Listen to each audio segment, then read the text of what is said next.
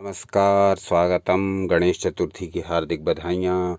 आज का अंक भी समर्पित है श्री गणेश जी को। चर्चा करेंगे गणेश मुद्रा की और उससे होने वाले लाभों की। तो सबसे पहले गणेश जी को प्रणाम करते हैं। ओम नमो विघ्नराजाय सर्व सौख्य प्रदायिने दुष्टारिष्ट विनाशाय पराय परमात्मने। संपूर्ण सौख्य प्रदान करने वाले, संपूर्ण सुख प्रदान करने वाले सच्चिदानंद स्वरूप विघ्नराज गणेश को नमस्कार है। जो दुष्ट अरिष्ट ग्रहों का नाश करने वाले परात्परा परमात्मा हैं, उन गणपति को नमस्कार है। तो गणपति को नमस्कार करके आज गणेश मुद्रा की चर्चा करेंगे और जानेंगे कि गणेश मुद्रा को लगाने के क्या लाभ हैं और इसको नियमित रूप से यदि लगाते रहेंगे तो हमें क्या क्या लाभ, स्वास्थ्य लाभ प्राप्त होते रहेंगे। तो सबसे पहले जो स्वास्थ्य लाभ इससे प्राप्त होते हैं उनकी चर्चा कर लेते हैं। ये ग्लोइंग स्किन के लिए बहुत अच्छा है। त्वचा में निखार लाने के लिए गणेश क्रिया बड़ी उपयोगी है, गणेश मुद्रा बड़ी उपयोगी है। इसके अतिरिक्त इसके जो लाभ हैं वो इस प्रकार से होंगे। यदि आप नियमित प्रयोग करेंगे, स्मरण शक्ति में वृद्धि होगी, मेमोरी पावर बढ़ेगी आपकी, पाचन क्षमता में वृद्धि होगी, डाइजेशन बढ़िया रहेगा, सीखने की क्षमता में वृद्धि होगी, लर्निंग कैपेसिटी बढ़ेगी, मांसपेशियां आपकी स्ट्रांग होंगी, पाचन तंत्र भी स्ट्रांग होगा, चिंता और तनाव से मुक्ति दिलाएगी, आत्मबल को बढ़ाएगी, आत्मविश्वास को बढ़ाएगी, शक्ति और साहस की प्राप्ति कराती है, आपके हार्ट को सुदृढ़ और शक्तिशाली बनाती है, मन को शांत रखती है, जीवनी शक्ति को बढ़ाती है, संकल्प शक्ति यानी विल पावर को बढ़ाती है, अनाहत चक्र हमारा हार्ट का जो सेंटर है इसको एनर्जाइज करती है, फेफड़ों और छाती की क्षमता में वृद्धि करती है, भुजाओं और पीठ की मांसपेशियों की शक्ति में भी वृद्धि करती है, गर्दन दर्द, कंधे के दर्द, स्पॉन्डिलाइटिस, इन सब में लाभ करती है, पाचक अग्नि को सक्रिय कर देती है, पॉजिटिविटी बढ़ाती है, डिप्रेशन को नष्ट करती है, कोलेस्ट्रॉल का लेवल कम करती है। तो ये इसके बहुत सारे लाभ हैं यदि आप गणेश मुद्रा का नियमित प्रयोग करें। अब देखते हैं कि इसकी विधि क्या है। विधि बहुत सरल है।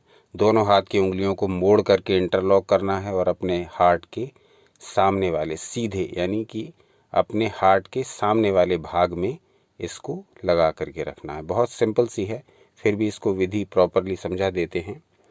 पहले जब इसको मुद्रा को करेंगे तो स्थान देख लें, कोई शांत सा स्थान हो, कोई ऐसा कोना जहां आप ध्यान से बैठ पाएँ, वहां पर कुछ बिछा लें और कोई आसन लगा लें, पद्मासन या सुखासन, जिस भी आसन में बैठ पाएँ। आसन न लगा पाएँ तो चेयर पर ही बैठकर कर लें। बस रीढ़ की हड्डी सीधी रखें, कंधे गर्दन सीधे रखें।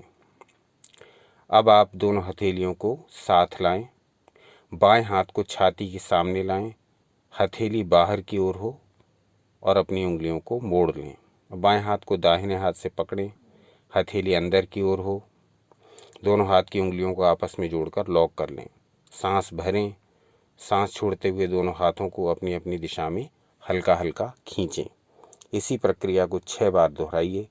फिर दूसरे हाथ से, यानी अब हाथों को चेंज कर लीजिए। जो हाथ पहले आगे था अब उसको पीछे ले जाइए।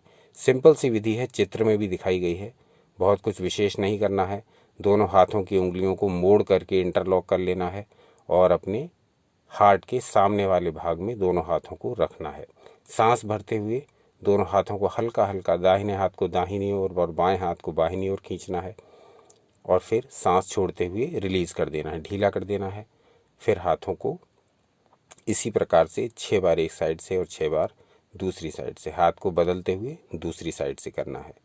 इतनी क्रिया ये करनी है। स्वास्थ्य की दृष्टि से इस प्रकार करिए। और यदि अध्यात्म की दृष्टि से कर रहे हैं यानी कि पूजा में इसका उपयोग कर रहे हैं, तब आप फिर हाथों को खींचने की आवश्यकता नहीं।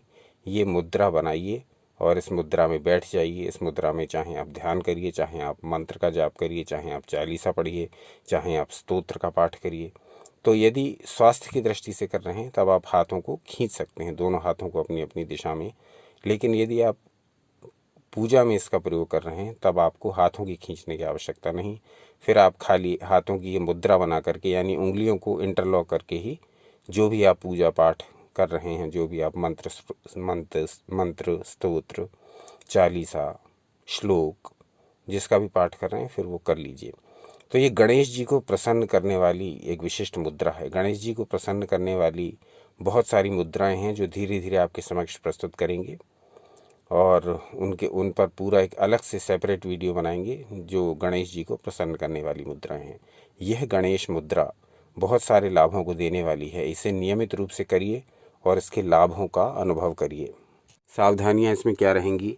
जिन लोगों के हाथ में चोट लगी हुई है या मोच आई हुई है वो इसको ना करें, क्योंकि जब हाथों को खींचेंगे तो उस चोट में प्रॉब्लम हो सकती है। इसी प्रकार से जिनको कंधों में बहुत दर्द रहता है, जिनको गर्दन में बहुत दर्द रहता है, गर्दन को मोड़ने में दर्द होता है, उनको भी हाथों को खींचने का अभ्यास नहीं करना है। यदि करें तो बहुत सावधानी से, बहुत हल्के हल्के, और यदि इस अभ्यास को किसी योग प्रशिक्षक के निर्देशन में करें तो अधिक अच्छा रहेगा। अन्यथा हाथों को खींचने का प्रयास ना करें, केवल इसी मुद्रा को बनाए रखें। गर्भवती महिलाएं, प्रेग्नेंट लेडीज़ इसको ना करें। इसका अभ्यास चूँकि ये शक्तिशाली अभ्यास है, इसलिए जैसे अन्य मुद्राओं का अभ्यास 30 से 45 मिनट तक किया जा सकता है, परंतु यह चूँकि अधिक जोर डालता है हमारे भुजाओं पर, हमारे कंधों पर, हमारी उंगलियों के जॉइंट्स पर, तो इसलिए इसका अभ्यास 15 मिनट पर्याप्त बताया गया है।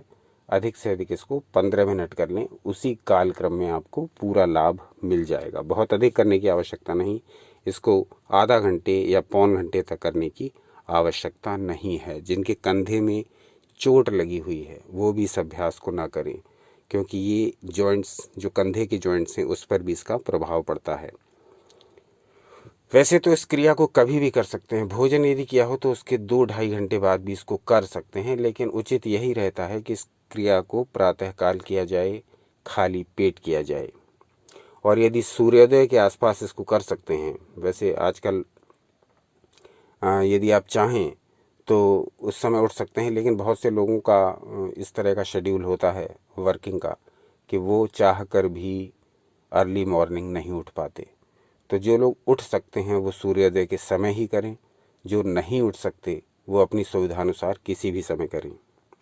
अच्छा, एक बात इसमें और ध्यान रखनी है कि उंगलियों को अधिक जोर से नहीं खींचना है।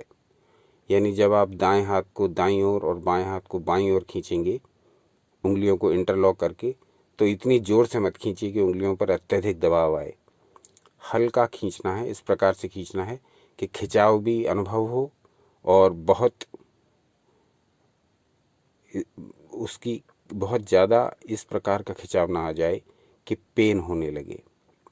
तो खिंचाव अपने हिसाब से तय करिए कितना दबाव देना है।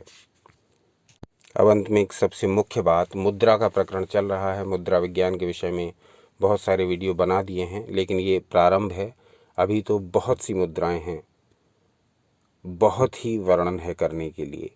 तो मुद्राओं का वर्णन, ये अच्छी बात है कि आप लोग इसको लाइक कर रहे हैं। हम भी ढूंढ ढूंढ करके आपके लिए मुद्राएं लाते रहेंगे, प्रस्तुत करते रहेंगे। लेकिन मुद्रा का जो प्रदर्शन करें, मुद्रा का जो अभ्यास करें, वो इस बात को विशेष ध्यान में रखें कि मुद्रा के विषय में हमारे शास्त्रों में क्या कहा गया। एक श्लोक के साथ अपनी बात समाप्त करेंगे। इसमें कहा गया, ये घेरंड संहिता से लिया गया श्लोक है, इसमें कहा गया, मुद्राणां पटलं देवी कथितं तव सन्निधौ येन विज्ञानमात्रेण सर्वसिद्धः प्रजायते गोपनीयं प्रयत्नेन न देयं यस्य कस्यचित् प्रीतिदं योगिनां चैव दुर्लभं मतामपि। यानी आप समझ लीजिए, मुद्राओं का अभ्यास आपको करना तो है और मुद्राओं का अभ्यास आप कर भी रहे हैं, लेकिन ये स्पष्ट शास्त्रों की वाणी है और ये इनडायरेक्ट रूप से कह दिया गया है। भगवान शिव ने माता पार्वती से कहा कि हे देवी, मैंने जिन मुद्राओं को तुम्हारे प्रति कहा उन्हें जान लेने पर सभी सिद्धियां प्राप्त हो जाती हैं। यह ज्ञान अत्यंत गोपनीय है, इसलिए चाहे जिस किसी को नहीं कह देना चाहिए। ये मुद्राएं योगियों को प्रसन्नता देने वाली और देवताओं के लिए दुर्लभ हैं। अब इसमें इनडायरेक्ट रूप से क्या कह दिया गया है शिव जी द्वारा? वो ये कह दिया गया है कि किसी योग्य, किसी पात्र, किसी सुपात्र, किसी ऐसे व्यक्ति को एबल जो उसके योग्य हो ही यह मुद्रा ज्ञान देना चाहिए। अब ये इंटरनेट का ज़माना है, इसमें मुद्रा ज्ञान यत्र तत्र भरा पड़ा है और मुद्राओं का अभ्यास जो चाहे वो कर सकता है, परंतु शास्त्रों में ये भी एक प्रकार से वर्णन कर दिया गया है, मुद्राएं उसी को लाभ देंगी जो कुछ आध्यात्मिक प्रवृत्ति का रहा होगा। बाकी लोग तो इसको शारीरिक भाव भंगिमा मात्र समझेंगे और वो सोचेंगे कि कुछ उंगलियों को, कुछ जॉइंट्स को विशेष प्रकार से मोड़ लेने से उसका ये चिकित्सकीय लाभ मिल जाता है, तो उनको लाभ मिलेगा अवश्य, क्योंकि मुद्रा एक विज्ञान है और जो भी इसे करेगा उसको लाभ होगा। परंतु यदि आप अध्यात्म से जुड़े हुए हैं तो ये लाभ कई गुना बढ़ जाएगा, क्योंकि मुद्राओं का लाभ केवल फिजिकल लेवल पर नहीं होगा, ये मेंटल लेवल पर होगा, इमोशनल लेवल पर होगा, स्पिरिचुअल लेवल पर होगा। तो जितने ज़्यादा हम आध्यात्मिक होंगे, जितना ज़्यादा अपनी रूट्स से जुड़े होंगे, जितने ज़्यादा अपनी जड़ों से कनेक्टेड होंगे, उतना अधिक लाभ मुद्राओं से हमको होगा। ये एक विशेष गहरी बात जान लेने की है। मुद्राओं का अभ्यास कर तो कोई भी सकता है, लाभ भी कोई ले सकता है, लेकिन मुद्राओं का पूरा लाभ लेने के लिए यदि आप किसी शक्ति से जुड़े हुए हैं, यदि आप कोई उपासना पहले से ही करते हैं, कोई साधना पहले से ही करते हैं, कोई योग पहले से ही करते हैं, आसन, प्राणायाम, ध्यान, त्राटक कुछ भी करते हैं, चालीसा पाठ, स्तोत्र पाठ, कोई भी किसी भी देवी या देवता से जुड़े हुए हैं, तो वो मुद्राएं आपको अधिक लाभ करेंगी। ये हमारा व्यक्तिगत अनुभव है। आज का अंक यहीं तक। कल पुनः उपस्थित हो जाएंगे किसी नए विषय को लेकर के। देखते रहिए यू एंड योगा। अपना अनमोल समय हमें देने के लिए बहुत बहुत धन्यवाद। और हाँ, एक और बात के लिए भी धन्यवाद कि मुद्राओं के विषय में जो जानकारी आप तक पहुंच रही है और मर्म विज्ञान के विषय में जो जानकारी आप तक पहुंच रही है, उसको आप लोग बहुत लाइक कर रहे हैं, बहुत सारे कमेंट्स आ रहे हैं, बहुत सारी मेल्स आ रही हैं।